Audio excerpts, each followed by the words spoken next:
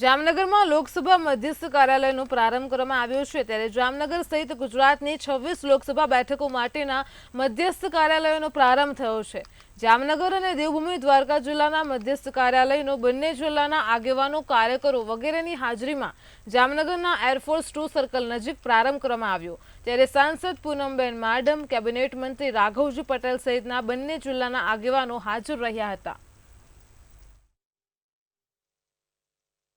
જામનગર લોકસભા વિસ્તારનું મધ્યસ્થ કાર્યાલયનું આજે ઉદ્ઘાટન કરવામાં આવ્યું એને ખુલ્લું મૂકવામાં આવ્યું। ભારતીય જનતા પાર્ટી એકમાત્ર પાર્ટી એવી છે જે કોઈ પણ કામ હોય, કોઈ પણ જવાબદારીઓ હોય કે ચૂંટણી હોય, ખૂબ પૂર્વ આયોજનપૂર્વક આખું પોતાનું જે કાર્ય હોય છે એને પૂર્ણ કરતી હોય છે। ત્યારે આ આયોજનનો એક ભાગ જેમાં વહેલા મધ્યસ્થ કાર્યાલયો ખોલી અને કાર્યકર્તાઓને પોતે આયોજન કરી શકે, પોતે વ્યવસ્થાઓ સુચારુ રીતે ગોઠવી શકે એ પ્રકારની આ મધ્યસ્થ કાર્યાલય ના ઉદ્ઘાટનના માધ્યમથી વ્યવસ્થા ઊભી કરવામાં આવી છે।